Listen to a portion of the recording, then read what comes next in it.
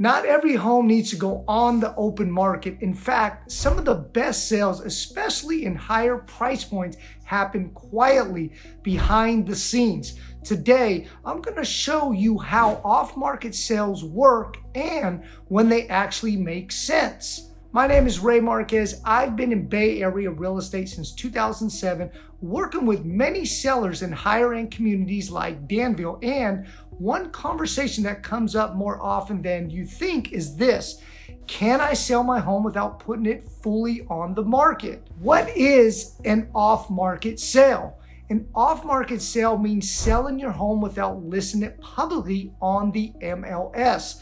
Instead, the home is shared privately with a network of agents, with qualified buyers, or through targeted outreach. It's more controlled, discreet approach. Why sellers choose this? There are a few common reasons sellers go this route. Privacy, especially for higher profile homeowners.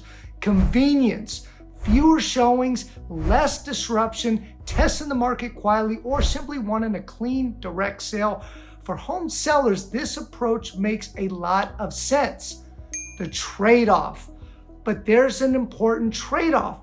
When you go off market, you typically have less exposure, fewer buyers seeing the home, less competition, and less competition can mean fewer offers, less leverage, potentially a lower final price. So it's not automatically better, it's just different.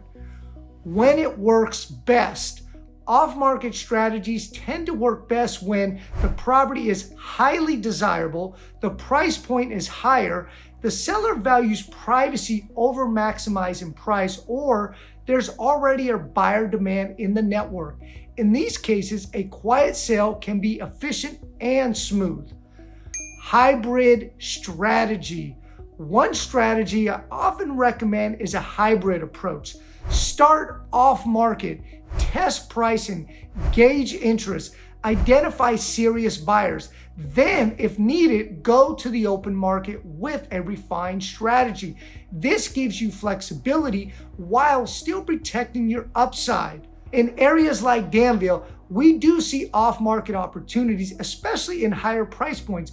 But the key is understanding, are you optimizing for convenience or maximizing your final result? Because those are not always the same. So the question isn't, should I sell off market?